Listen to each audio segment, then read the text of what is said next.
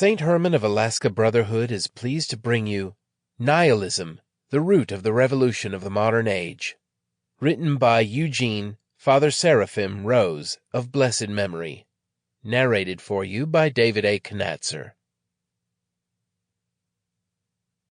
Editor's Preface. In a basement apartment near downtown San Francisco in the early 1960s, Eugene Rose, the future Father Seraphim, sat at his desk covered with stacks of books and piles of paper folders.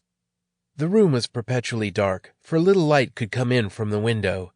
Some years before Eugene had moved there, a murder had occurred in that room, and some said that an ominous spirit still lingered there.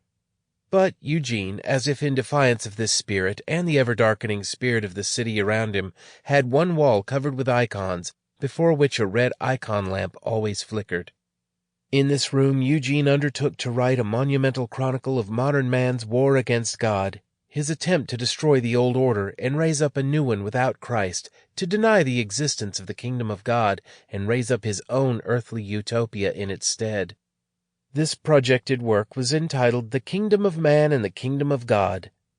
Only a few years before this, Eugene himself had been ensnared in the kingdom of man and had suffered in it.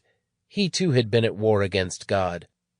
Having rejected the Protestant Christianity of his formative years as being weak and ineffectual, he had taken part in the Bohemian counterculture of the 1950s and had delved into Eastern religions and philosophies which taught that God is ultimately impersonal. Like the absurdist artists and writers of his day, he had experimented with insanity, breaking down logical thought processes as a way of breaking on through to the other side. He read the words of the mad prophet of nihilism, Friedrich Nietszche, until those words resonated in his soul with an electric, infernal power. Through all these means, he was seeking to attain to truth or reality with his mind, but they all resulted in failure. He was reduced to such a state of despair that, when later asked to describe it, he could only say, "I was in hell." He would get drunk and would grapple with the God whom he had claimed was dead, pounding on the floor and screaming at him to leave him alone.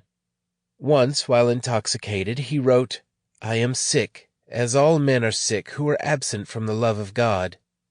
Atheism, Eugene wrote in later years, true existential atheism, burning with hatred of a seemingly unjust or unmerciful God, is a spiritual state.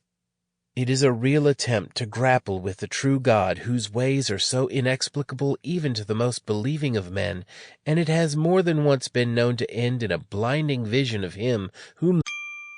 Sample complete. Ready to continue?